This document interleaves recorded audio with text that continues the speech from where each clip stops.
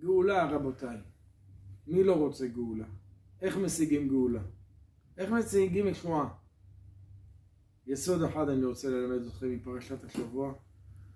שבן אדם שרוצה ישועה, יעשה משהו מצידו מעל הטבע. אם בן אדם עושה מעל הטבע, הוא רואה ישועות. נפתח לו דלתות שלא נפתחו אף פעם. תעשה משהו שהכי קשה לך, תתאמץ, תראה בו פלא. תראה איזה פתאום משמיים יצילו אותך. פתאום יפתחו לך איזה שער. אתה עושה משהו נגד הטבע שלך. נגד הקדוש ברוך הוא אומר, אתה עושה מעל הטבע, אני אעשה איתך גם מעל הטבע. אין בעיה. אני רוצה לספר לכם סיפור. היה בברקבורג, העיר שבה היה הרב החתם סופר, קדוש עליון.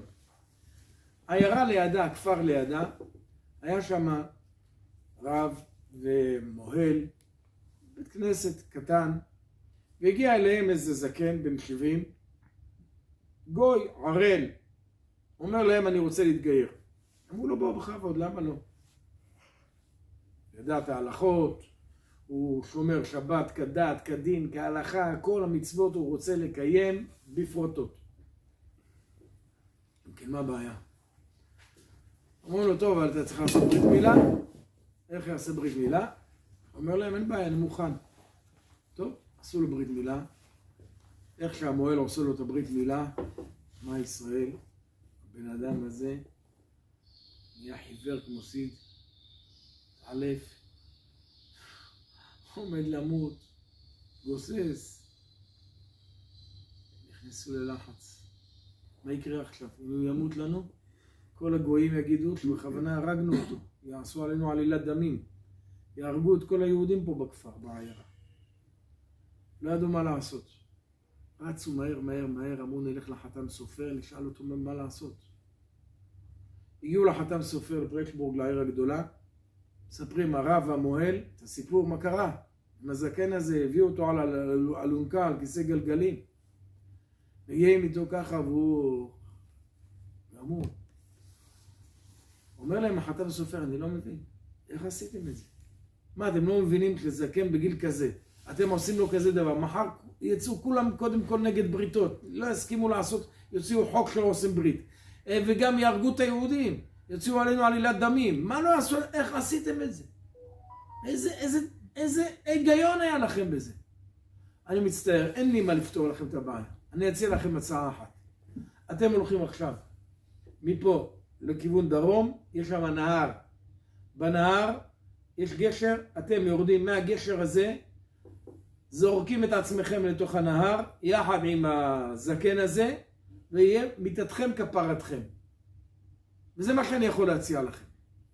רק ככה הגויים ירדו מאיתנו. יגידו טוב, הם מתאבדו, הם כבר מתו, עשו טעות, עשו מה שעשו, הסיפור ישתכח. אבל אם אתם תישארו פה, והזקן הזה, הגוסס הזה עכשיו ימות לנו פה, הלך על כל היהודים. אין לי פתרון אחר, רק להגיד לכם, תהיה מיתתכם כפרתכם. לכו לשלום, תנוחו בשלום ובשכבכם. הרב ככה עובד, המוהל מסכן, הולכים לבית, נפרדים מהמשפחה, נפרדים מהאישה, אהבתי אתכם, אוהב אתכם, אהבתי אתכם, בחיות, נפרדים. הולכים לכיוון הגשר עם הזקן המסכן הזה בשביעים, כולו מסטול שם, מפרפר להם שם. מגיעים לגשר, הם מתחילים לדעת איך לזרוק אותו ראשון, הם ראשונים, והם רוצים לרדת לגשר, מפחדים, יורדים, יורדים. אין להם אומץ, לא יודעים מה לעשות. טוב, עד שהם מסתבכים ככה, מגיע איזה פרש על סוס. רגע, מה יש לכם? מה אתם עושים פה? מה אתם נורמליים? מה אתם רוצים ליפול? תזוזו מיד הזה, מה קרה לכם? ראו שהוא מדבר עברית וזה, אמרו לו, מה, אל תשאל מה קרה לנו, מה קרה לכם? אמרו, אני מוהל וזה הרב. הרב אומר, רציתי לגייר אותו, זה המוהל מל אותו, והבן אדם עומד למות, עכשיו חתם סופר אמר לנו, רק מיתתנו כפרתנו וזה. אמר להם, למה אתם ככה מדברים? אל תדאגו, אני אעזור לכם, אני במקרה משמיים, אני רופא. אני אפתור לכם את הבעיה, בואו נראה מה יש לו, מסתכל ככה בעיניים של הזקן, אל תדאגו. הוציא צנצנת, נותן לו לשתות, פתאום הזקן מתאושש, קם. ברוך השם, הכל בסדר, יאללה, איזה כיף, אני חי, הכל טוב, איזה פלא. הפרש עלה לסוס ונעלם. והם רצים בחזרה לעיר עם הכיסא, הוא לא צריך כיסא, הכיסא ריק, והזקן רץ יחד איתם, הולך על הרגליים, נכנסים לחתם סופר. באים לבשר לחתם סופר את הפלא, את הנס שהיה. אומר להם החתם סופר, הגיע לכם אליהו הנביא? הרב. איך הרב יודע שהוא הגיע אלינו? מלאך, בחור היה נראה לנו. אמר להם, כן, אליהו הנביא, מלאך הברית. הוא בא והציל אתכם. אז רגע, אם אתה... אבל איך אתה ידעת שיש אליהו הנביא יבוא אלינו? אומר להם החתם סופר, תשמעו, הוא בא אליי, אליהו הנביא. ואני אמרתי לו, שלחתי אתכם לנהר, תלך אליהם שם בנהר, אז הוא הלך אליכם לנהר. ואז הוא ריפא אותו.